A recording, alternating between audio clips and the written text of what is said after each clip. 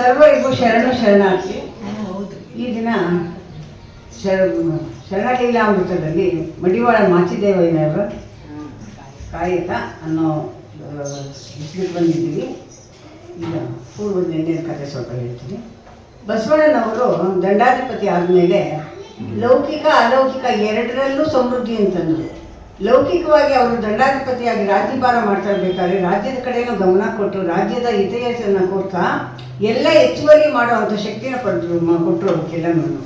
ಆನಂತರದಲ್ಲಿ ಅವರು ಅಷ್ಟೇ ಇರಲಿಲ್ಲ, ಅಲೌಕಿಕವಾಗಿ ತಮ್ಮ ಒಂದು ಪೂಜೆಯ ವ್ಯವಸ್ಥೆಯಲ್ಲಿ ಏನೆಲ್ಲ ಮಾಡಿಕೊಂಡ್ರು ಅಂತಂದರೆ, ಶರಣರನ್ನೆಲ್ಲ ಸಮಾವೇಶ ಮಾಡಬೇಕಾದಾಗ ಅವ್ರಿಗೆಲ್ಲನೂ ಮುಂದೆ ಬರ್ತಾರೆ ಅಂತ ಅವ್ರಿಗೆ ಗೊತ್ತಿತ್ತು. ಶರಣರೆಲ್ಲನೂ ಅವ್ರಿಗೆಲ್ಲ ಬೇಕಾದಷ್ಟು ವ್ಯವಸ್ಥೆಗಳು ಮಾಡಬೇಕಾದಾಗ 12 ಖಂಡದ ಬೀಜ ಬಿತ್ತುವಂಥವು ಜಮೀನುಗಳನ್ನೆಲ್ಲ ಮಾಡಿ ಅದಕ್ಕೆಲ್ಲ ಬೇಕಾದಂಥ ವ್ಯವಸ್ಥೆ ಮಾಡಿ ಅವ್ರಿಗಿರೋದಕ್ಕೆ ವ್ಯವಸ್ಥೆ ಮಾಡೋಕ್ಕೆ ಮನೆಗಳು ಮಠಗಳು ಎಲ್ಲ ಕಟ್ಟಿಸ್ಕೊಟ್ಟು ಮಾಡ್ತಾ ಇರ್ತಾರೆ.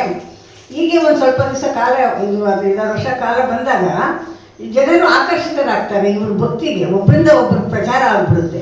ಬಸವಣ್ಣವ್ರ ಕಲ್ಯಾಣದಲ್ಲಿ ಇದ್ದಾರಂತೆ, ಅವ್ರು ಹಿಂಗೆ ಮಾಡ್ತಾರಂತೆ, ಹಾಗೆ ಮಾಡ್ತಾರಂತೆ ಅಂತ ಎಲ್ಲರಿಗೂ ಗೊತ್ತಾಗ್ಬಿಟ್ಟು 1-10 ಜನಕ್ಕೆ ನಾವು ಅಲ್ಲಿಗೆ ಹೋಗಬೇಕು, ನೋಡಬೇಕು, ಅಲ್ಲಿನ ವಾತಾವರಣ ನಾವು ಪಡ್ಕೋಬೇಕು ಅನ್ನೋ ಒಂದು ಹಂಬಲದಿಂದ ಜನ ಯಾವ ರೀತಿ ಬರ್ತಾವ್ರೆ ಅಂತಂದರೆ ಬಸವ ಕಲ್ಯಾಣಕ್ಕೆ ಈ ಸ್ಪರ್ಶಲಿ ಜನ ನುಕ್ಕೊಂಡು ನಾನು ಮುಂದೆ ತಾನು ಮುಂದೆ ಅನ್ನೋ ರೀತಿಲಿ ಅಲ್ಲಿ ಜಮಾವಣೆ ಆಗ್ತಾವೆ.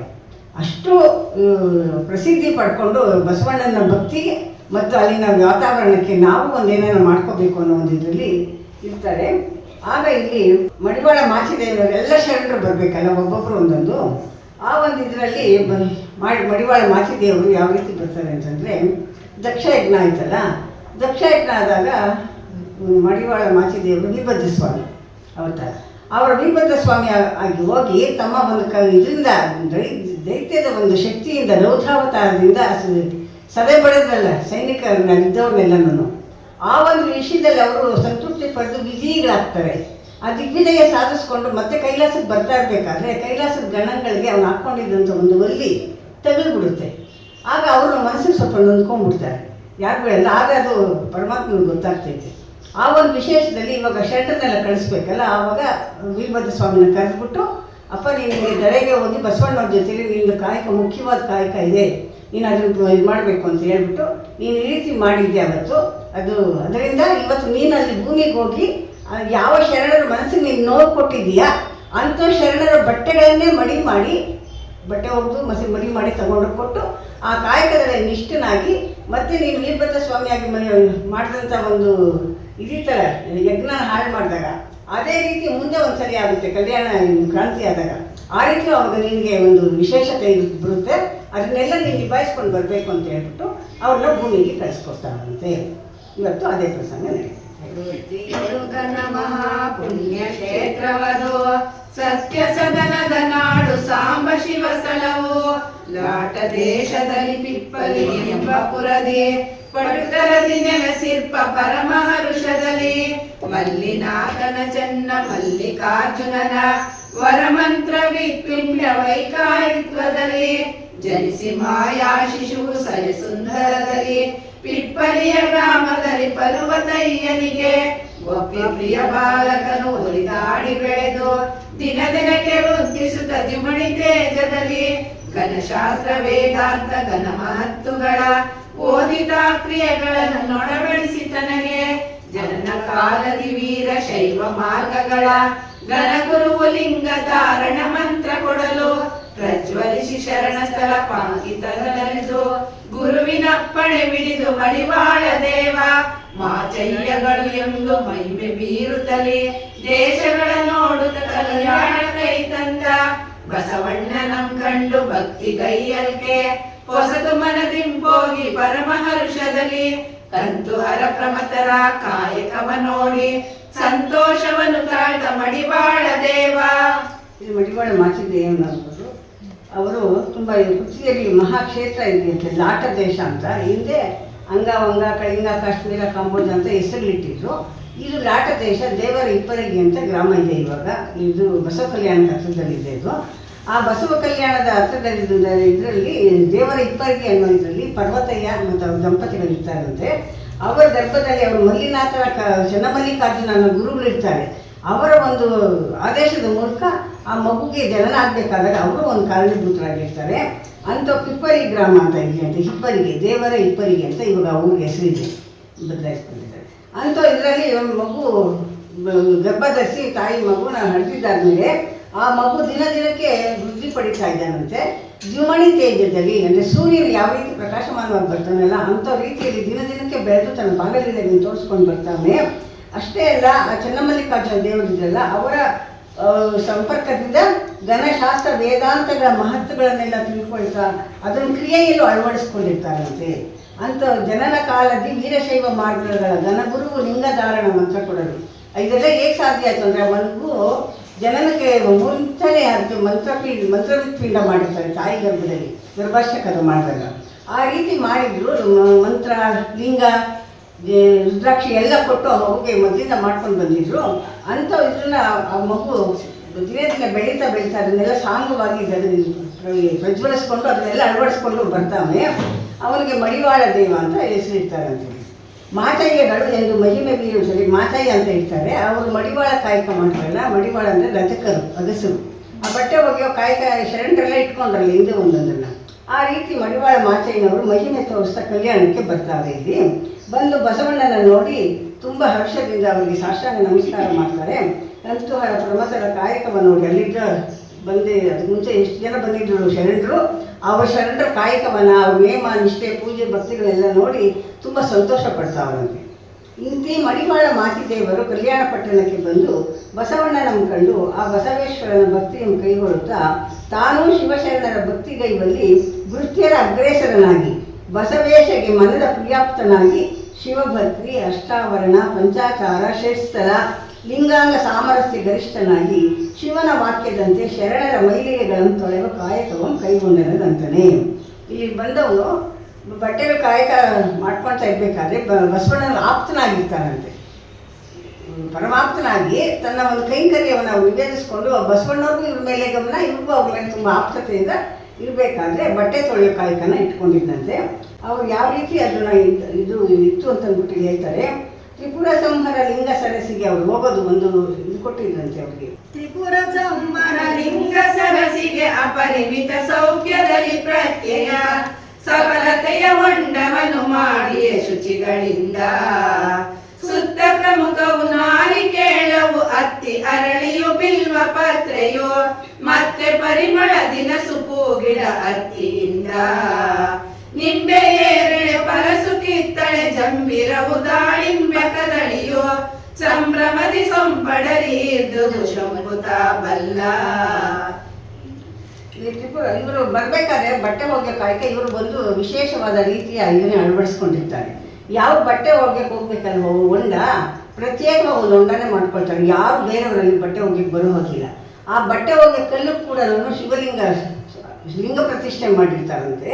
ಅಂಥ ಇದರಲ್ಲಿ ಇರಬೇಕಾದ್ರೆ ಆ ಸ್ಥಳ ಕೂಡ ಏನಿತ್ತು ಅಂತಂದರೆ ಅವರು ಹೊಂಡದ ಸುತ್ತಮುತ್ತ ಪ್ರಮುಖ ಅಡಿಕೆ ಮರ, ನಾರಿಕೇಳ, ತೆಂಗಿನ ಮರ, ಬಿಲ್ಪತ್ರೆ ಮರ ಎಲ್ಲ ಹೂಗಿಡಗಳು, ಪೂಜೆಗೆ ಬೇಕಾದಂಥ ಹೂಗಿಡಗಳೆಲ್ಲ ಅಲ್ಲಿ ಬೆಳೆಸ್ಕೊಂಡು ಮಧ್ಯದಲ್ಲಿ ಆ ಹೊಂಡದಲ್ಲಿ ಬಟ್ಟೆ ಒಗಿತಾ ಇರ್ತಾರೆ. ಅದರಲ್ಲಿ ಹಣ್ಣುಗಳು ಕೂಡ ಬಿಡ್ತಾ ಇದ್ವಂತೆ.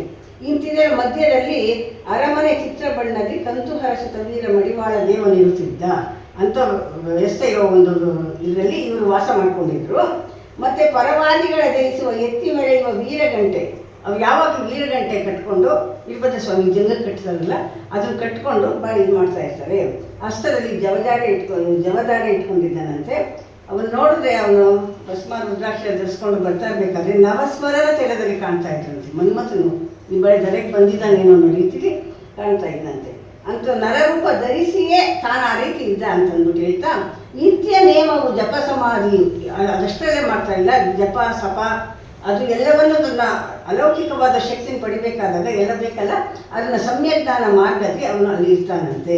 ಅದನ್ನು ವಿಸ್ತರಿಪರಾರು ಅಷ್ಟು ಚೆನ್ನಾಗಿ ಅವನು ಅಲ್ಲಿ ಅದನ್ನು ಆಯೋಜನೆ ಮಾಡಿಕೊಂಡು ತಾನು ತನ್ನ ಒಂದು ವೈಯಕ್ತಿಕವಾಗಿ ಅದನ್ನು ಪಡ್ಕೊಳ್ತಾವನೆ. ಇಂತಿ ಪರಿಯಲ್ಲಿರುವ ಅರಮನೆಯಲ್ಲಿ ದಾಸೋಹವನ್ನು ಬೈದನಂತಾನೆ.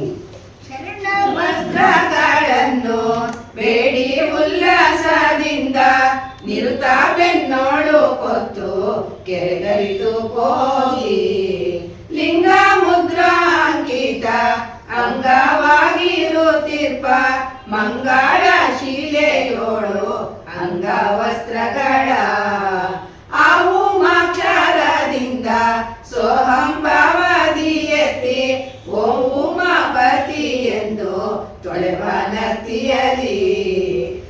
ಗಂಧದ ಗಂಧಾದಿ ತೊಳೆದ ಮಡಿ ವಸ್ತ್ರಗಳನ್ನೆಲ್ಲ ಭುಜಗಾಭರಣ ಸುತನು ಒಣಗಿಸೆಲ್ಲವನು ಮಣಿವತ್ತು ಬೆನ್ನಲ್ಲಿ ನುಡಿಸುತ್ತ ಗಂಟೆಯ ನುಡನಾನೇ ನೇಯುತ್ತ ಮನದಿ ಸಡಗರದಿ ಬರುವ. ಮತ್ತು ಅವರು ಯಾವ ರೀತಿ ಬಟ್ಟೆಗಳು ತೊಳೆಯೋದು ಕಾಯಕ ಮಾಡಬೇಕಾದ್ರೆ ನಿಷ್ಠೆಯಿಂದ ಬರ್ತಾ ಇದ್ರು ಅಂತ ಮತ್ತೆ ಹೇಳ್ತಾರೆ. ಶರಣರು ಮೈಲಿಗೆ ಬಟ್ಟೆಗಳು ತಂದು ಕೊಡ್ತಾ ಇದ್ರಲ್ಲ, ಅದನ್ನೆಲ್ಲ ಬೆನ್ನಲ್ಲಿ ಒಂದು ಗಟ್ಟು ಕಟ್ಕೊಂಡು ಬೆನ್ನಿಗಾಕೊಂಡು ಲಿಂಗ ಮುದ್ರಾಂಕಿತವಾಗಿರ್ತಿರ್ಪ ಮಂಗಳಶಿಲೆಗಳು ಅಲ್ಲಿ ಹೇಳಿದ್ನಲ್ಲ, ಕಲ್ಲಿಗೆ ಲಿಂಗಶಿಲೆ ಹಾಕಿದ್ರೆ ಅಲ್ಲಿ ಹೋಗಿ ಓಂಕಾರದಿಂದ ಬಟ್ಟೆಗಳನ್ನ ತೆಗೆದು ಆ ಬಟ್ಟೆ ಒಗೆದು ಮುಗಿಯೋವರೆಗೂ ಮನಸ್ಸಿನಲ್ಲಿ ಆ ಜಪ ಎಡಬಿಡದೆ ನಡೀತಾ ಇತ್ತಂತೆ.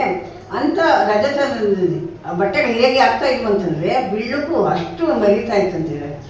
ಬೆಳ್ಳಿ ಹೆಂಗೆ ಬಿಳುಕು ಹೊಳಿತಾ ಇದ್ವಂತೆ ಆ ಬಟ್ಟೆಗಳನ್ನ ಎಲ್ಲ ತಂದು ಒಣಗಿಸ್ಕೊಂಡು ಒತ್ತು ಬಿಟ್ಟು ಬೆನ್ನ ಸುತ್ಕೊಂಡು ಬರ್ತಾ ಇರ್ಬೇಕಾದ್ರೆ ಗಂಟೆ ಬಾರಿಸೋಣಂತೆ. ಯಾಕೆ ಅಂತಂದರೆ ಗಂಟೆಯಲ್ಲಿ ಯಾರು ಅವನು ಶರಣರ ಮಡಿ ಬಟ್ಟೆಗಳನ್ನ ಬದಿಗಳು ನೋಡ್ಕೂಡ್ದು, ಎದುರು ಬರ್ಕೂಡ್ದು, ಎದುರು ಬರಬಾರ್ದಂತೆ. ಅದು ಗಂಟೆ ಬಾರಿಸ್ಕೊಂಡು ಬರ್ತಾ ಇದ್ದಂತೆ. ಯಾರನ್ನ ಬಂದರೆ ಕತ್ತಿಯಲ್ಲಿ ಅದನ್ನ ಸಮಾಪ್ತಿ ಮಾಡ್ತಾಯಿದ್ರು.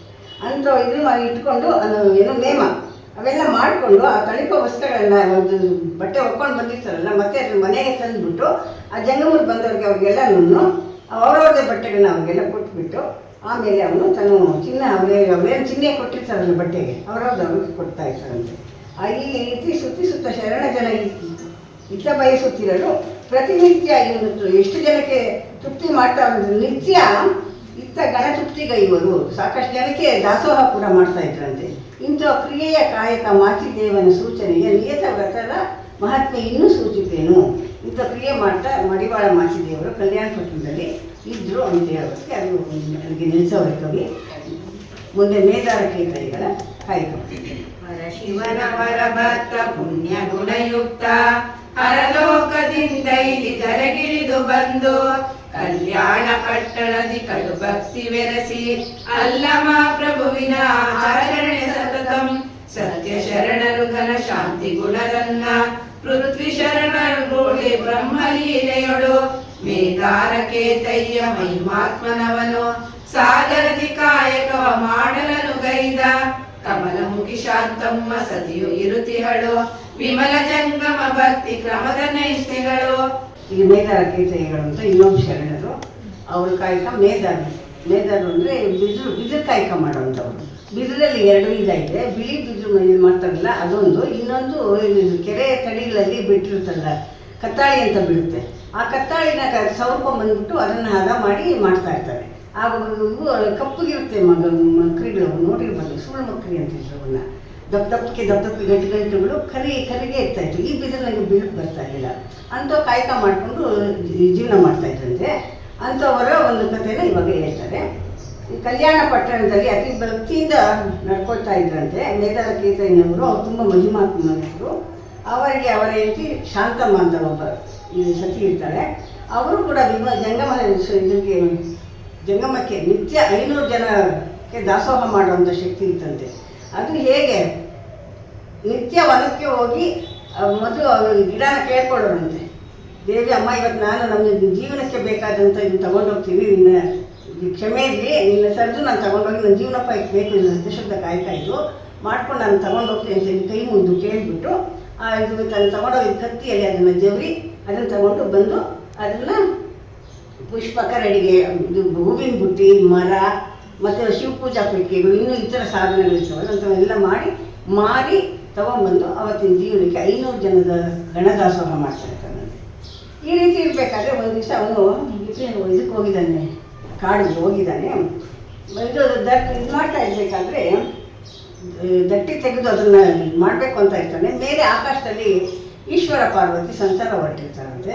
ಗಿರಿಜೆ ನೋಡಿಬಿಟ್ಟು ಗಂಡನಿಗೆ ಇರ್ತಾರೆ ಪತಿ ಶಿವನಿಗೆ, ನೀನು ಶರಣರನ್ನೆಲ್ಲ ಇಟ್ಕೊಂಡಿದ್ಯಾ, ಅವೆಲ್ಲ ಇಷ್ಟು ಕಷ್ಟ ಬೀಳ್ಬೇಕಾ, ನಿನ್ನ ಒಂದು ದೃಷ್ಟಿಯಿಂದ ಅವಾಗೆಲ್ಲ ಏನಾದ್ರು ಒಂಚೂರು ಸ್ವಲ್ಪ ಸಹಾಯ ಮಾಡ್ಬೋದಲ್ಲ ಅಂತ.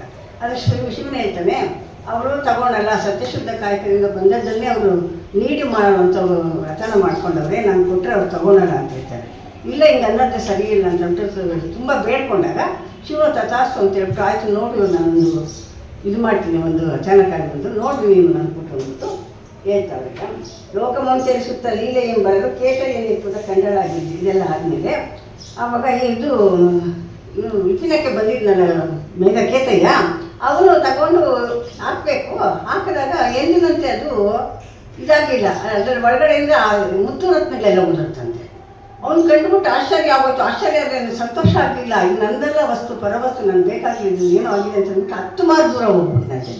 ಆಮೇಲೆ ಹೋಗಿ ಅಲ್ಲಿ ಕೂತ್ಕೊಂಡು ಯೋಚನೆ ಮಾಡ್ತಾ ಇದ್ದಂತೆ, ಯಾವತ್ತೂ ಇರೋದು ಇದಾಗೈತೆ, ಇದಾಗೇನೋ ಶಿವನ ಭಕ್ತಿ ಐತೆ, ನನ್ನೇ ಪರೀಕ್ಷೆಗೆ ಬಂದೈತೋ ಏನೋ ಗೊತ್ತಿಲ್ಲ, ಏನು ಮಾಡೋದಂತ ಯೋಚನೆ ಮಾಡಿದ್ರೆ ಟೈಮ್ ಆಗ್ಬಿಡುತ್ತೆ ಅಂತ ಮತ್ತೆ ಬೇರೆ ಕಡೆ ಹೋಗಬೇಕು ಅಂತ ಹುಡುಕೊಂಡು ಅಂಥದ್ದೇ ಕತ್ತಾಳಿಗೆ ಹೋಗಿ ಏನೋ ಒಳ್ಳೆದ ಮನಸ್ಸಿನಿಂದ ಹಿಂಗೆ ತೆಗಿತಾ ಇರಬೇಕಾದ್ರೆ ಆ ಕತ್ತಿ ಬಂದು ಒಳಗೆ ಸೇರ್ಕೊಂಡ್ಬಿಡ್ತು.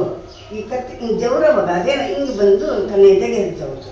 ನೇರವಾಗಿ ಎದೆಗೆ ಹೋಗಿದ್ದಕ್ಕೆ ತಕ್ಷಣ ಅವನು ಪ್ರಾಣ ಬಿಟ್ಬಿಟ್ಟಾರೆ. ಅಂದರೆ ಶರಣರಲ್ಲಿ ಎಷ್ಟು ಇಷ್ಟ ಇತ್ತು, ಪರದ್ರವ್ಯಕ್ಕೆ ಅವರು ಆತರಿಸಲ್ಲ ತಗೋಬೋದಾಗಿತ್ತಲ್ಲ.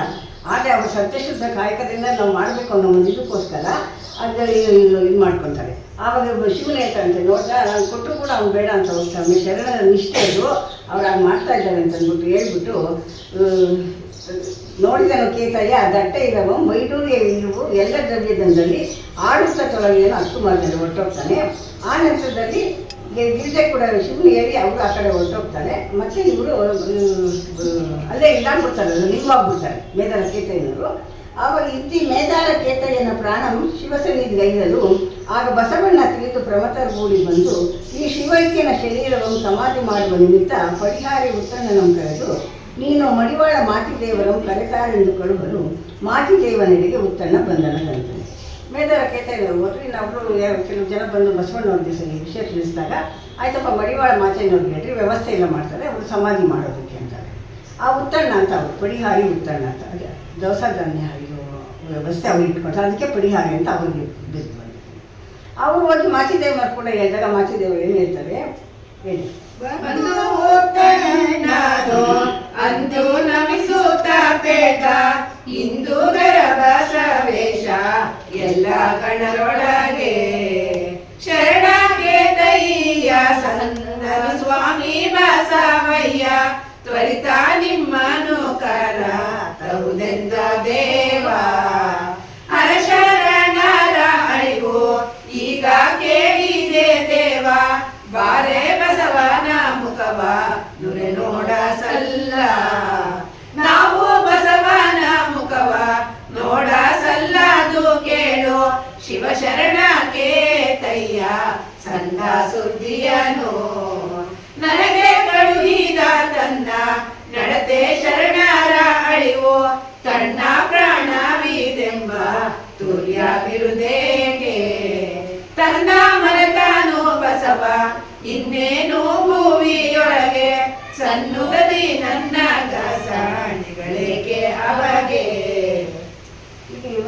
ಬಂಡವಾಳ ಮಾಚಿದವ್ರು ಹೇಳಿದ ತಕ್ಷಣ ಅವ್ರಿಗೆ ಕೋಪ ಬಂದ್ಬಿಟ್ಟು ಅವರಂತಾರೆ, ಅವರು ಈ ನೇಮನಿಷ್ಠೆ ಈ ಬಸವಣ್ಣವ್ರು ಇನ್ನು ಹೇಳಿ ಕಳ್ಸವ್ರು, ಇದು ಅವರು ಸರಿಯಾ, ಅವ್ರು ಏನು ಅಂದರೆ ಜಂಗಮನ ಪ್ರಾಣನೇ ನನ್ನ ಪ್ರಾಣ, ಮಮ ಪ್ರಾಣ ಜಂಗಮ ಪ್ರಾಣ ಅಂತ ಹೇಳ್ಕೊಂಡಿದ್ರು. ಇವತ್ತು ಒಬ್ಬ ಜಂಗಮನ ಹಸು ನೀಗಿದ ಅಂತ ಅಂದ್ಬಿಟ್ಟು ತಿಳ್ಕೊಂಡು ಅದಕ್ಕೆ ತಕ್ಕಂತೆ ವ್ಯವಸ್ಥೆ ಮಾಡಿದ್ರು. ನನಗೆ ಹೇಳಿ ಕಳ್ಸವ್ರೆ, ನಿಮ್ಗೆ ಮಾತು ಯಾಕೆ ಆಡೋದು ನೀವು ಬಸವಣ್ಣನು, ಹೇಳೋದೊಂದು ಮಾಡೋದೊಂದು, ಹೇಳೋಕ್ಕೇನು 100 ಹೇಳ್ಬೋದು, ಮಾಡಬೇಕಾದ್ರೆ ಇಂಥ ಕೆಲಸ ಮಾಡ್ತಾನೆ ಅಂತ ಬಸವಣ್ಣನ ಸಾಕಷ್ಟು ಮಾತುಗಳು ಅಂತಾನಂತೆ. ಅಂದಾಗ ಅವ್ನು ಕೋಪ ಬಂದ್ಬಿಟ್ಟೈತೆ, ನಮ್ಮ ಬರೋಲ್ಲ ಹೋಗಿ ಹೇಳು ಅಂತ ಹೇಳ್ಬಿಟ್ಟು ಕಳಿಸ್ಬಿಡ್ತಾರೆ. ಆ ಮಾತನ್ನು ಮತ್ತೆ ಪಡಿಹಾರಿ ಉತ್ತಣ್ಣವ್ರು ಬಂದು ಬಸವಣ್ಣವ್ರ ಮುಂದೆ ನಿಂತ್ಕೊಂಡು ಏನೇ ಅಂತ ಆಯ್ತು ಅಂದಾಗ, ಇಲ್ಲ ಹಿಂಗಂದರು, ನಿಮ್ಮನ್ನು ಹಿಂಗೆಲ್ಲ ಅಂದರು, ಜಂಗಮನ ಪ್ರಾಣ ನನ್ನ ಪ್ರಾಣ ಅಂದರು, ಆ ರೀತಿ ನಡೀದಿರ ಮಾತಿಗೆ ವಚನ ಭ್ರಷ್ಟತೆಯನ್ನು ತಂದ್ಕೊಂಡವ್ರೆ ಅಂತ ಹೇಳಿದಾಗ ಬಸವಣ್ಣವ್ರಿಗೆ ಮಾಡ್ತಿದ್ದವ್ರ ಮೇಲೆ ಕೋಪ ಬರಲಿಲ್ಲ. ಯಾಕೆ ಅಂದರೆ ಮನಸ್ಸು ಒಳೀತು, ತನ್ನ ತಪ್ಪು ಒಳೆದಾಗ ತಾನು ಅದಕ್ಕೆ ನನ್ನ ಗುರು ಅವನು ನನಗೆ ಎಚ್ಚರಿಕೆ ಕೊಟ್ಟಿದ್ದಾನೆ, ಇದನ್ನು ನಾನೇನು ಮಾಡ್ಕೊಂಡು ಬಿಟ್ಬಿಡ್ತಾ ಇದ್ದೆ, ಅದು ಯಾವತ್ತು ಇವತ್ತಿಗೂ ಅದು ಇದಾಗಿ ಬಿದ್ದೋಗ್ಬಿಡೋದು. ಅಂಥದ್ರಲ್ಲಿ ನನಗೆ ಎಚ್ಚರಿಕೆ ಕೊಟ್ಟಿರೋದ್ರಿಂದ ಇದಾಗ್ಬಿಟ್ಟು ಅವ್ರು ಬರ್ತಾರಂತ ಹೇಳಿ ಅಲ್ಲಿ ಬಂದು ಪಡಿಹಾರಿ ಬಸವ ಇವನ್ನ ಉತ್ತರನ ಜೊತೆಯಲ್ಲಿ ಬಂದು ಮಾತೆ ಇವಾಗ ನಮಸ್ಕಾರ ಮಾಡಿ ಹೇಳ್ತಾರಂತಪ್ಪ, ನನ್ನ ಎಚ್ಚರಿಕೆ ಕೊಟ್ಟು ಉದ್ಧಾರ ಮಾಡಿದ್ದೆ ನೀನು, ಇದಕ್ಕೆ ನಾನು ಇದು ಮಾಡೋಕ್ಕಾಗಲ್ಲ ಅಂದ್ಬಿಟ್ಟು ಆಯಿತು ಏನು ಮಾಡಬೇಕು ಅಂತ ಅವ್ರು ಕೂತ್ಕೊಂಡು ಅಲ್ಲೇ ಕೂತ್ಕೊಂಡ್ರಂತೆ. ಕಣ್ಣು ಮುಚ್ಕೊಂಡು ಪ್ರಾಣಲಿಂಗನ ಕೇಳಿಕೊಂಡು ತಾವು ತಮ್ಮ ಇಚ್ಛಾಮರಣೆಗಳು ಪ್ರಾಣ ಹೋಗ್ಬಿಡ್ತಂತೆ. ಹೋಗಿ 2 ಕೈಲಾಸದಲ್ಲಿ ಕೂತಿದ್ದೆ 2 ಆಜ್ಞೆಗಳನ್ನು. ಅವಾಗ ಬಸವಣ್ಣ ದೇವ್ರು ಏನು ಮಾಡಬೇಕು, ಪ್ರಾಣಲಿಂಗವೇ ನೀನು ಸೇರು ಶಿವನೊಳಗೆ ಎಂದು ಜಾಣ ಆಜ್ಞೆಯಿಟ್ಟು ನೇತ್ರ ಮುಚ್ಚಿದನು. ನಿಂತು ನೋಡಿದ ಶರಣ ಕಿಂಕಿಣಿಯರಾಗ ಇನ್ನು ಸೈನಿಕರಾರು ಇನ್ನಾರ ಕಾಡುವುದು. ಇವರಿಬ್ಬರು ಹೋದಾಗ ಅಲ್ಲಿದ್ದ ಶರಣರಿರ್ತಾರಲ್ಲ ಅವರಲ್ಲಿ ಮಡಿವಾಳ ಮಾಚೆ ನೋಡ್ಬೇಕು ಅಂತ ಅವ್ರು ಹೇಳಿರ್ತಾನೆ. ಇವಾಗ ಬಸವಣ್ಣನೂ ಹೊರಟೋಗ್ಬಿಟ್ಟ, ನಮ್ಗೆ ಇನ್ಯಾರು ಗತಿ ಮತಿ, ನಾವಿಂದ ಶರಣ ಸಂಕುಲಕ್ಕೆ ಬಂದಿದ್ದೆಲ್ಲ ನೇಮಾನಿಷ್ಠೆಯಿಂದ ಭಕ್ತಿ ಆ ಥರ ಸರಿ ನಾವು ಇದನ್ನು ತಿಳ್ಕೊಳ್ಳೋದು ಎಷ್ಟಿತ್ತು ಮಾಡಬೇಕಾಗುತ್ತೆ ಅಂತ ಇದು ಇವಾಗ ನಮ್ಮ ಬಸವಣ್ಣನೇ ಇದ್ದಿದ್ಮೇಲೆ ನಾವೇನು ಮಾಡಬೇಕು ಅಂತ ಅವ್ರಿಗೆ ಈ ವಿಷಯ ಗೊತ್ತಾಗಿ ಬಸವಣ್ಣವ್ರು ಬೆರೀತಾರೆ. ಆದರೆ ಅಲ್ಲಿ ಹೋದಂಥ ಆತ್ಮಗಳು ಮತ್ತು ಧರೆಗೆ ಕಳಿಸ್ಕೊಟ್ಟಂತೆ. ಇನ್ನಾರ ಬೇಡುವೆವು ಚಿನ್ಮಯ ಬಸವಣ್ಣ ಬಸವ ಮಹೇಶ ಪರಬಸವ ಗಣಸಂಜೀವ ಬಸವ ಶಿವನೇ ಎಂದು ಅಳಲಿ ಬಳಲಿದರು. ನೀತಿ ಪರಿಯಲ್ಲಿ ಗಣಗಳು ಚಿಂತಿಸಿ ಮಡಿವಾಳ ಮಾತೆಯ ಬಸವನೆಂಬ ಕಲ್ಪವೃಕ್ಷವನ್ನು ಕಿತ್ತನಲ್ಲ, ಭಕ್ತಿ ಸಾಮ್ರಾಜ್ಯ ಲಕ್ಷ್ಮಿಯಂ ಸೂರ್ಯ ಮಾಡಿದನಲ್ಲ, ಈ ಸೌಭಾಗ್ಯ ಸಂಪತ್ತನ್ನೆಲ್ಲ ಮಡಿವಾಳನೇ ಅನುಭವಿಸಲೇರು. ನಮ್ಗೆ ನಾವು ಅನುಭವಿಸೋದು ನಾವೇ ಅನುಭವಿಸ್ಕೊಂಡಿದ್ವಿ ಅಂತ ಜನ ಅವರು ಒಂಥರ ಚೀಚು ಮಾಡಿರೋದು ಚಿತ್ಕಾರ ಮಾಡ್ತಾರೆ. ಈ ಸೌಭಾಗ್ಯ ಸಂಪತ್ತನ್ನೆಲ್ಲ ಮಡಿವಾಳನೇ ಅನುಭವಿಸಲೆಂದು ಹೋಗಪ್ಪ ಪುಟ್ಟಣ್ಣ ಈ ವಾರ್ತೆಯ ಮಾತೆಯಗೆ ಬೇಳೆಂದು ಕಳುಹಲು ಪುಟ್ಟಣ್ಣ ಬಂದು ಮಾಚಿದೇವರಿಗೆ ಬೇಡಲು ಬಹು ಸಂತಸಪಟ್ಟು ಮಾಚಿದೇವರು ಶೀಘ್ರವಾಗಿ ಬಂದು ನೋಡಿ ಏನನ್ನುತ್ತಿದ್ದರು. ಬಾಬು ಭಕ್ತರ ಬಂಧು ಶಿಖಾಮಣಿ ಬಾಬು ಪರುಷದ ಕಣಿ ಕುಲಾಗ್ರಣಿ ಬಾಪು ಶರಣ ಸಂಜೀವಿ ಭಕ್ತಿಗೆ ಬಾಪು ದಯ ಸಿಂಧು ಇಂತಿ ಪರಿಯಲಿ ಪೊಗಳಿ ಮಾಜಯ ಪಂಥ ಗೆಲಿದೆಯ ಬಸವರಾಜನೆ ಅಂತರಂಗದ ಮಹಿಮೆ ಕೀರ್ತಿಯಲೆತ್ತಿ ಮೆರೆದೆ ದೇವ ಭಕ್ತರ ಸೇವೆಯೊಳು ಸಂಜೀವ ಕೇತಯ್ಯಗಳ ಬಸವನ ದೇವಲೋಕಕ್ಕೆ ಶಿವನು ಈವರ ಕೊಯ್ದ ಬಲಿಯೇನು ಅಳನು ಶರಣರ ಪ್ರಾಣವೆಂಬನು ಬರಿದೆ ಅಳಿವೆ ಶರಣಗೆ ಹರನು ನಮಗೆ ನವನಗ ಸಡೆಯು ಎಂದ ಮಾಚಯ್ಯ ಸೂರಿ ಶಿವ ಕೈಲಾಸ ಕೊರಗೆಂದು ವೀರ ಹಲಗೆಯ ಪಿಡಿದು ಗಂಟೆಯ ಸಾರಿ ಒಯ್ದನು ಡಂಗುರವನಗ ಮೂಜಗವು ಕೇಳೆ. ಬಸವಣ್ಣನವರು ಪ್ರಾಣನವರು ಕೂತ್ಕೊಂಡು ಪದ್ಮಾಸನ ಹಾಕ್ಕೊಂಡು ಕಣ್ಮುಚ್ಕೊಂಡು ನಿಜವಾದ ಅಂತ ಹೇಳಿದ ವಿಷಯ ಗೊತ್ತಾಗ್ತೈತೆ ಮಾಚನಿಗೆ. ಆವಾಗ ಅವನು ಓಡಿ ಬರ್ತಾನೆ, ಬಂದು ಈ ಥರ ಆಗ್ಬಿಟ್ಟಿದ್ದೀರ ಅಂತ ಅಂದ್ಬಿಟ್ಟು ತಾನು ಏನು ಮಾಡ್ತಾನೆ, ದೇವರ ಕೇತಯ್ಯಗಳ ಬಸವನ ದೇವಲೋಕಕ್ಕೆ ಈ ಶಿವನು ಈವರ ವೈದ ಪರಿಯೇನು ಇಬ್ಬರನ್ನು ಕರ್ಕೊಂಡು ಹೋಗೋದು ಇದೇನೋ ಒಂದು ಮಹತ್ವ ನಡೀತೈತಿ ಪ್ರಸಂಗ ಅಂತ ಅಂದ್ಕೊಂಡು ಅರಣ ಪ್ರಾಣನೇ ಶಿವನ ಪ್ರಾಣ, ಶಿವನ ಪ್ರಾಣನೇ ಅರಣ ಪ್ರಾಣ, ಎರಡು ಜೀವ ಒಂದಾದ್ರು ಒಂದು ಜೀವ ಎರಡು ದೇಹ ಆ ರೀತಿ ಇದ್ದಂಥ ಇದಾಗೈತೆ ಅಂತ ಅಂದ್ಬಿಟ್ಟು ಅವನು ಕೈಲಾಸದಿಂದ ಈ ಶಿವನಿಗೆ ಸಂದೇಶ ಕೊಡ್ತಾನಂತೆ. ಹೇಗೆ ಅಂದರೆ ಒಂದು ವೀರ ಹಲಗೆ ಇಟ್ಕೊಂಡಿರ್ತಾನಲ್ಲ ಅದನ್ನು ಇಟ್ಕೊಂಡು ಗಂಟೆ ಇಟ್ಕೊಂಡು ಡಂಗುರನ ಯಾವ ರೀತಿ ಆಗ್ತಂದ್ರೆ ಮೂಜಗವು ಕೇಳಿ ಜೋರಾಗಿ ಇದಕ್ಕೂ ಕೇಳಿಸ ಅಂದರೆ ತುಂಬ ಎತ್ತರವಾದ ಧ್ವನಿ ಬರುವಂಥ ಗಂಟೆಗಳನ್ನೆಲ್ಲ ಬಡ್ಡ ಅಂತ ಬಡಿತಾ ಇದ್ದಾನಂತೆ. ಆ ಭೂಕಾಂತಿ ಆ ನಾದ ಹೆಚ್ಚಿದ್ದಕ್ಕೋಸ್ಕರ ಭೂಮಿ ಬಿಡಿತೈತೇನೋ ಅನ್ನೋ ರೀತಿಲಿ ಬಂದಂತೆ ಅದು ಹಳೆ ಕಂಸಾಳೆ ವಿಶಾಲ ಬೇರಿಗಳಿದ್ವಲ್ಲ ಅವೆಲ್ಲವೂ ಬಂದಾಗ ಲೋಕಗಳೆಲ್ಲ ತತ್ತರಗೊಳ್ತಾ ಇದ್ದಂತೆ. ಇದನ್ನು ಕೇಳಿ ಶಿವನು ನನಗೆ ಬರುತ್ತಪ್ಪ ಇದು ಅಪವಾದ ಅಂತ ತಿಳ್ಕೊಂಡು ಕೈಲಾಸ ಗಿರಿಜೆ ಸಹಿತವಾದಂಥ ಶಿವನು ಅರತಾಂಬೆರಗಾಗಿ ಬಸವ ಕೇತಯ್ಯಗಳ ತಿರುಗಿ ಕಳುಹಿಸಿದರು ಇಲ್ಲಿಗೆ. ಮತ್ತು ಅವರಿಬ್ಬರು ಪ್ರಾಣನ ಮತ್ತೆ ತಿರುಗಿಸಿಕೊಟ್ಟಂತೆ ಅವರು ಪುನಃ ಪ್ರಾಣ ಮತ್ತೆ ಅವರಿಗೆ ಶರೀರಕ್ಕೆ ಬಂದು ಸೇರಿಕೊಂಡಿದೆ. ಶರಣ ಕೇತಯ್ಯಗಳಿದ್ದು ಶರಣರಿಗೆಲ್ಲ ಅವೆಲ್ಲ ಜನಸಮೂಹ ಸೇರಿಬಿಟ್ಟಿದ್ದಾರೆ ಇದರ ಪವಾಡ ನೋಡೋದಕ್ಕೋಸ್ಕರ. ಆವಾಗ ಶರಣರು ಕೇತಯ್ಯನವರು ಇಬ್ಬರು ಎದ್ದು ಎಲ್ಲ ಶರಣರಿಗೆ ನಮಸ್ಕಾರ ಮಾಡ್ತಾರೆ. ಇದು ದರೆಯೊಳಗೆ ಆಶ್ಚರ್ಯವಾಗಿ ಇದು ಒಂದು ಮೆರೆದು ಪವಾಡ ಅಂತ ಕವಿ ಹೇಳ್ತಾರೆ. ಇಂತಿ ಬಸವೇಶ ಕೇತಯ್ಯಗಳು ಎಂದಿನಂತೆ ಜಂಗಮ ದಾಸೋಹದಲ್ಲಿದೆ ಮತ್ತೆ ಶರಣರ ಕಾಯಕವೆಂದಿದ್ದೇನೆ. ಭಕ್ತ ನಿರುಪಾಸಕ್ತ ದರೆನ ಭವತಾಳವಾಗಿ ಇಳಿವ ವಿರಕ್ತ ಗುರುಲಿಂಗ ಜಂಗಮರ ವರ ಸೇವೆ ನಿಷ್ಠ ಕರ ಪ್ರೀತಿ ಭಯ ಭಕ್ತಿ ಹರನ ಶರಣರಳು ಶಿವ ಧ್ಯಾನವೆಂದೆಂಬ ಐಶ್ವರ್ಯಯುತನು ಅವಿರತಂ ಪ್ರಿಯದಲ್ಲಿ ಆಚರಿಪ ನಿಷ್ಠ ಬಲಿನಂತರದ ಪೂಜೆ ತಿಳಿದು ಆಚರಿಪ ಐಹಿಕ ವರ್ತನದಿ ಅವಿರತಂ ನಡೆವ ಕನ್ನಡ ಬ್ರಹ್ಮಯ್ಯ ಸರಿನಾಮವಂದು ಕನ್ನವಂ ಹಾಕುವನು ಬೇಳಲಿನ್ನೇನು ಗಾಳಿ ಬಟ್ಟೆಯು ಮರುಳು ಕನ್ನಗತ್ತಲಿಯೋ ಮುಳ್ಳು ಇಕ್ಕಳ ಚೆಂಡು ಅಳತೆ ನೂಲುಗಳು ಅಂಕುಶ ಅಕ್ಷತೆ ಅದೃಶ್ಯ ಕಪ್ಪು ಸೋಂಕಿಸಲು ಹೊರಗುವ ಸುಡುಗಾಡು ಬೂದಿ. ಕನ್ನದ ಬ್ರಹ್ಮಯ್ಯನ ಕಾಯಕ ಅಂತ ಕನ್ನ ಹಾಕೋದಂದ್ರೆ ಕಳ್ಳರು ಹಿಂದೆ ಕನ್ನ ಹಾಕ್ತಾ ಇದ್ರು. ಈಗ ಕನ್ನಡ ಯಾವ ರೀತಿ ಆಗ್ತಾ ಇದೆ ಅಂತ ಇದಕ್ಕೆ ಇವನು ಪವಾಡ ಬರ್ತಾ ಇದೆ.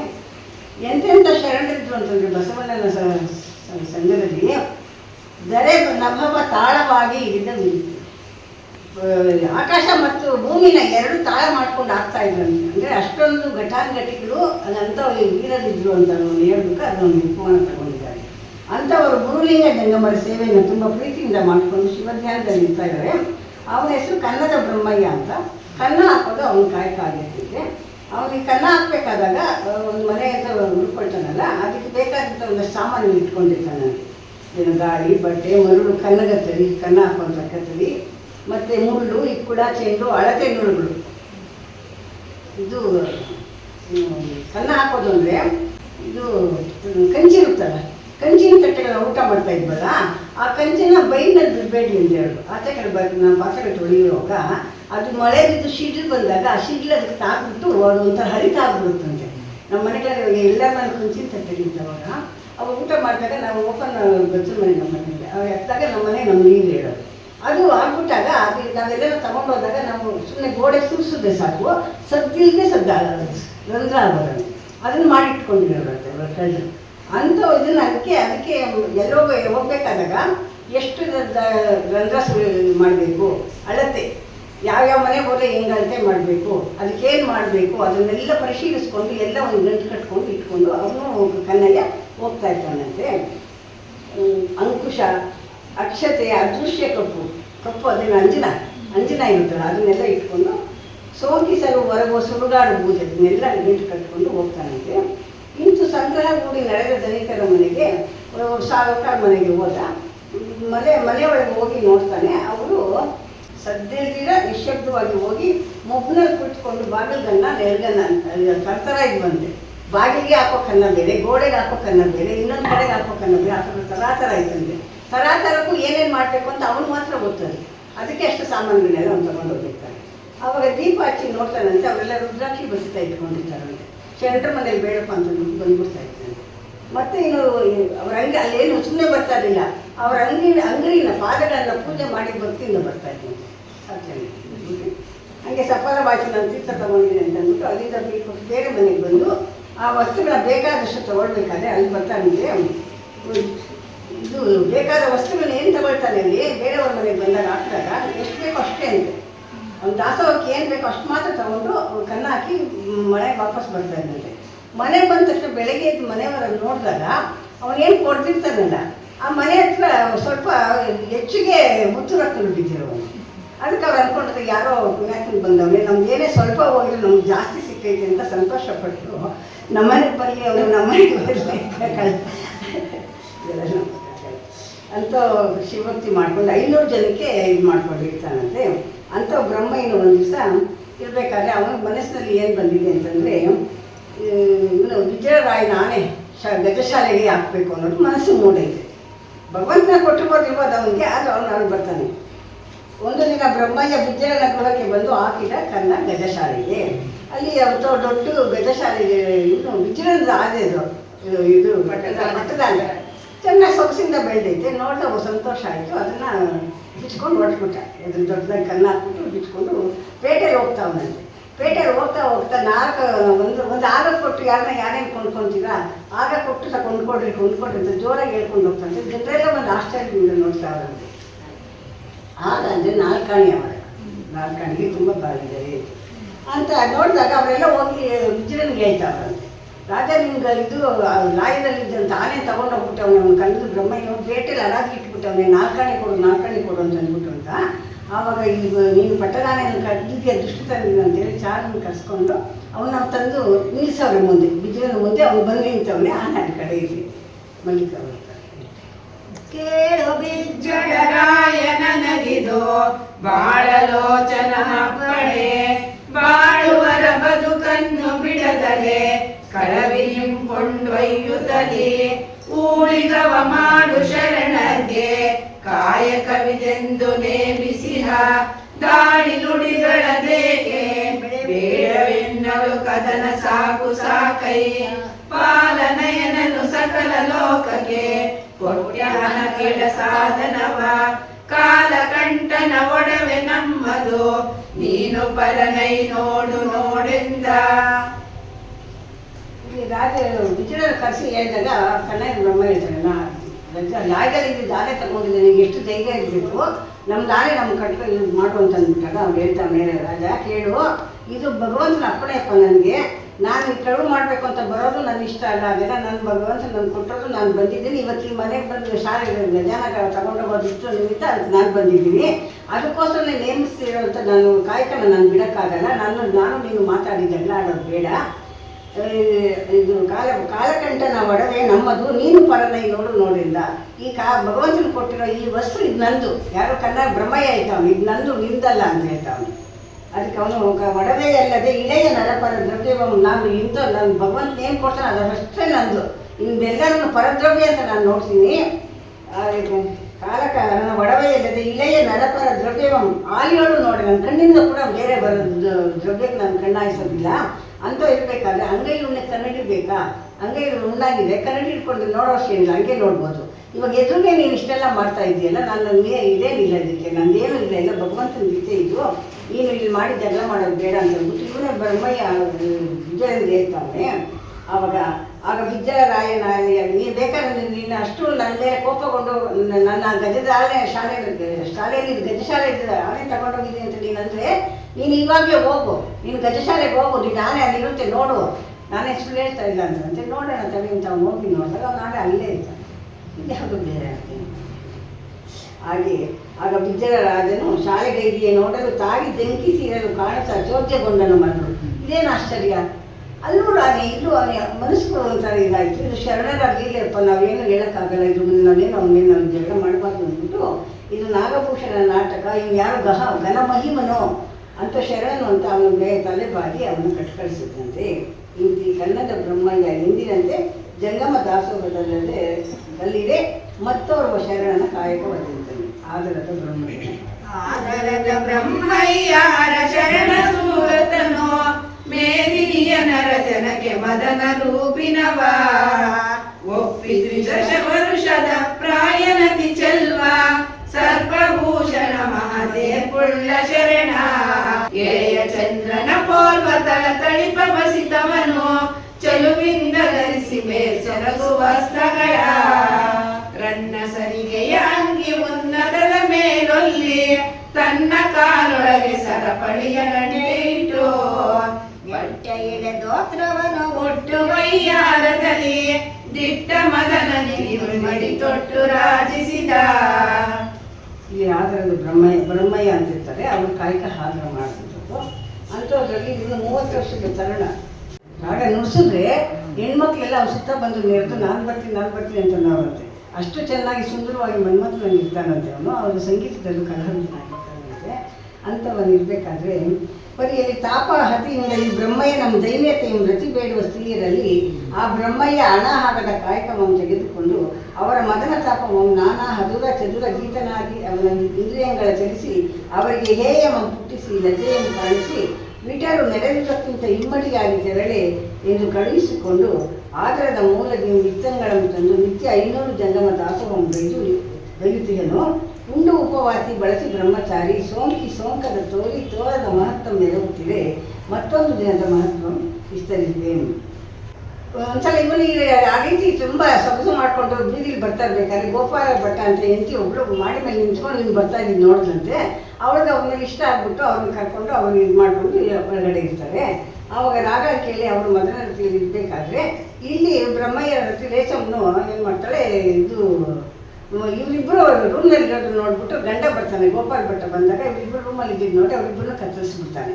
ಆವಾಗ ಒಬ್ಬರು ಬಾಗಿಲು ಹಾಕ್ಬಿಟ್ಟು ರಾತ್ರಿ ಇಬ್ಬರನ್ನ ತೊಗೊಂಡಾಗ ಏನೋ ಮಾಡ್ತೀನಿ ಅಂತ ಅಂದ್ಬಿಟ್ಟು ಸುಮ್ಮನೆ ಇದ್ಬಿಡ್ತಾರೆ. ರೇಚಮ್ಮ ದಿನ 500 ಜನಕ್ಕೆ ಮಾಡಬೇಕಲ್ಲ ದಾಸೋಹ, ಹುಡ್ಕೊಂಡು ಬರ್ತಾಳೆ. ಹುಡ್ಕೊಂಡು ಬಂದಾಗ ಎಲ್ಲೂ ಸಿಕ್ಕಲ್ಲ, ಯಾರೋ ಕೇಳ್ತಾರೆ ಇಲ್ಲಿ ಎಲ್ಲೋ ಇದ್ದಾರೆ ಅಂತ ಅಂದ್ಬಿಟ್ಟು ಅಂತ ಎಲ್ಲ ಹುಡ್ಕೊಂಡು ಹೋದ್ರೆ ಇವಾಗ ಕಷ್ಟ ಆಗುತ್ತೆ ನನಗೆ ಅಂತ ಅಂದ್ಬಿಟ್ಟು ಆ ರೇಚಮ್ಮ ಏನು ಮಾಡ್ತಾಳೆ, ಒಬ್ಬ ಇವನ ಹತ್ರ ಹೋಗ್ತಾರೆ. ವೈಶ್ಯನ ಹತ್ರ ಹೋಗ್ಬಿಟ್ಟು, ಅಪ್ಪ ನನ್ನ ಗಂಡ ಈಗ ಹೋದನ್ನು ಮತ್ತೆ ಬರಲೇ ಇಲ್ಲ, ನನ್ನ ವ್ರತಕ್ಕೆ ಮುಂದೆ ಬರ್ತಾ ಇದೆ, ಆದ್ದರಿಂದ ನನ್ನ ಹತ್ರ ಏನೂ ಇಲ್ಲ, ನಾನು ನಿಮ್ಗೆ ಇವತ್ತು ರಾತ್ರಿ ನಾನು ನಿಮ್ಗೆ ಮನೆಗೆ ಬರ್ತೀನಿ, ನಾನು ಅದಕ್ಕೋಸ್ಕರ ನೀವು ಸ್ವಲ್ಪ ದುಡ್ಡು ಮುಂಗಡ ಕೊಟ್ಟಿರು ನನಗೆ, ನಾನು ಇವಾಗ ನನ್ನ ವ್ರತನ ತೀರಿಸ್ಬಿಟ್ಟು ಬರ್ತೀನಿ ಅಂತ ಹೇಳ್ಬಿಟ್ಟು ಅವಳು ಹಣ ಕೊಡ್ತಾಳೆ. ಅದು ತಗೊಂಡೋಗಿ ವ್ರತ ಎಲ್ಲ ಮುಗಿಸ್ಬಿಟ್ಟು ಸಾಯಂಕಾಲ ಆಯಿತು. ಅವಾಗ ಬಂದಾಗ ಗಂಡನ ಹುಡ್ಕೊಂಡು ಬರ್ತಾಳೆ. ಗಂಡನ ಹುಡ್ಕೊಂಡು ಬಂದಾಗ ಎಲ್ಲರೂ ಕೇಳ್ತಾರೆ, ಬೆಳಿಗ್ಗೆ ಓದೋದು ನಮ್ಮ ಮನೆಗೆ ಬರಲಿಲ್ಲ, ಎಲ್ಲ ನೀವು ನೋಡಿದ್ರ ಅಂದಾಗ ಒಬ್ಬರು ಹೇಳ್ತಾರಮ್ಮ ಅವ್ರು ಇವ್ರ ಮನೆಗೆ ಹೋಗಿದ್ದು ನಾವು ನೋಡಿದ್ವಿ, ತಿರುಗಿ ಏನಾಯಿತು ಗೊತ್ತಿಲ್ಲ ಅಂದಾಗ ಅವಳು ಬರ್ತಾಳೆ ಅಲ್ಲಿಗೆ.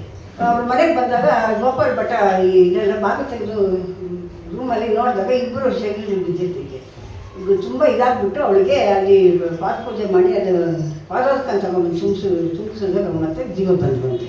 ಆ ರೀತಿ ಅದು ಗೋಪಾಲ್ ಭಟ್ಟನಿಗೆ ಗೊತ್ತಾಯಿತು. ಆಮೇಲೆ ಇವಳು ಹೇಳ್ತಾಳೆ, ಇದು ಈ ರೀತಿ ಆಯಿತು, ನನ್ನ ಗಂಡನೂ ಕೂಡ ಇವಳು ಹೇಳ್ತಾಳೆ, ನಮ್ಮ ಒಂದು ವ್ರತ ನೇಮನ ನಾನು ಮಾಡೋದಕ್ಕೋಸ್ಕರ ಈ ರೀತಿ ಆ ವೈಶ್ಯಂಗೆ ನಾನು ಮಾತು ಕೊಟ್ಟಿದ್ದೀನಿ, ಇವಾಗ ನನ್ನ ಮಾತು ನಾನು ನಡ್ಕೊಳ್ಬೇಕು ಅಂತ ಗಂಡನೂ ಒಪ್ಕೊಂತಾರಂತೆ. ನೀನು ಏನು ಸ್ವಲ್ಪ ಇರುತ್ತೆ, ಗಂಡನ ಒಂದು ನೇಮನ ತಿಳಿಸ್ಬೇಕಾದ್ರೆ ನೀನು ಇಂಥ ಒಂದು ಪರಿಸ್ಥಿತಿ ಇನ್ನೂ ದೇಹನೇ ಕೊಟ್ಟು ವ್ರತ ಮಾಡ್ತಾ ಇದ್ದೀರೋ ಹೋಗು ನೀನು ಅಂತ ಅಂದ್ಬಿಟ್ಟು ವೈಶ್ಯನ ಹತ್ರ ಕಳಿಸ್ಕೊಡ್ತಾಳಂತೆ. ಕಳಿಸ್ಕೊಟ್ಟಾಗ ಅಲ್ಲಿ ನಿಂತ್ಕೊಳ್ತಾಳೆ ಅವಳು.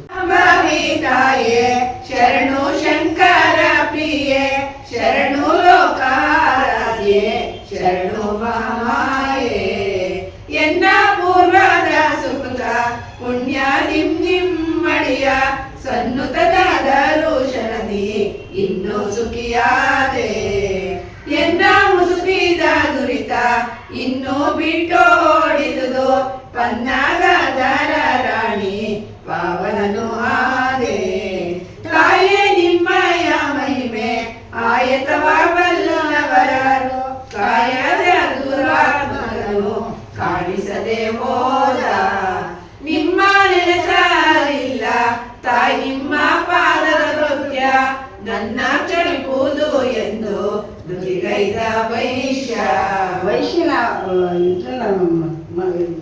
ವೈಶ್ಯನ ಕೇಳಿ ತಾನು ಬರ್ತಾಳಲ್ಲ ಇಲ್ಲಿಗೆ ಗೋಪಾಲ್ ಭಟ್ಟನ ಮನೆಗೆ. ಅವ್ರ ಮನೆಗೆ ಬಂದು ನಿಂತ್ಕೊಂಡಾಗ ಅವ್ರ ಮುಂದೆ ವೈಶ್ಯನ ಮುಂದೆ ಅವ್ರಿಗೆ ಇವಳು ದೇವಿ ರೂಪ ಕಾಣಿಸ್ಕೊತಾಳಂತೆ. ಯಾವ ರೀತಿ ಕಾಣ್ತಾಳೆ ಅಂತಂದರೆ, ಇಂತಿ ರೂಪಿನಿಂದ ನಿಂದು ರೇತಮ್ಮ ಎಲೆ ಶೆಟ್ಟಿಗಾರನೇ ನಿನ್ನ ಅಭಿಷ್ಟೆಯಂತೆ ಋಣವನ್ನು ತೀರಿಸಿಕೊ, ತಡ ಮಾಡಬೇಡ.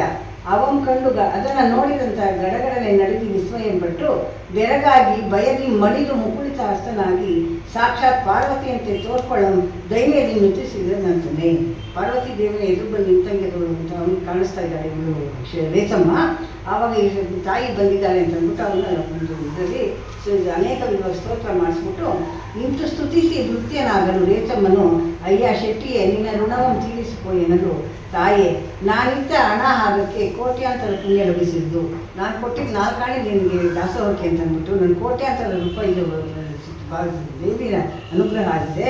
ಈ ಋಣಕ್ಕೆ ಭವಾಂತರದಲ್ಲಿಯೂ ನಿನ್ನ ಚರಣ ಸೇವೆಗೆ ಯೋಗ್ಯನೆಂದು ಎರಗಿ ನಿಲ್ಲಲು ಆದಡೆಲವೋ ಶೆಟ್ಟಿಯೇ ಋಣ ತೀರಿದ ಚೀಟಿಯನ್ನು ತಾರೆನನು. ಆ ಚೀಟಿ ಬರೆಸ್ಕೊಟ್ಟಿರ್ತಲ್ಲ, ಆ ಚೀಟಿ ಕೊಡು ನನ್ನ ಗಂಡನ ತೋರಿಸ್ಬೇಕಾದ್ರೆ ಅಂತ ಅಂದ್ಬಿಟ್ಟು ತೆಗೆದುಕೊಂಡು ತನ್ನ ಗೃಹಕ್ಕೆ ಬಂದು ಕಾಂತನಳು ವಿಸ್ತರಿಸಿಕೊಂಡಿದ್ದಾರೆ.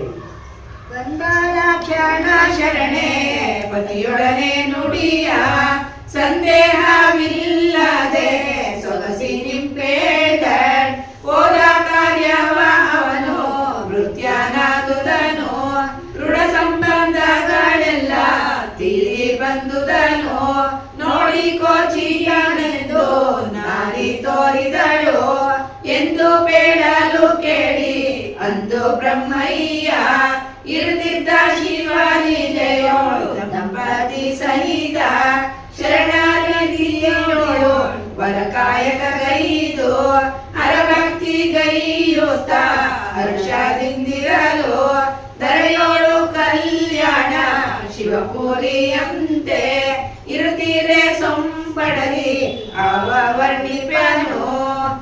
ಇದು ಶರಣರ ಕಾಯಕ ಗಣ ಇದನು ಸದುಭಗುತಿ ಸತ್ಪುರುಷ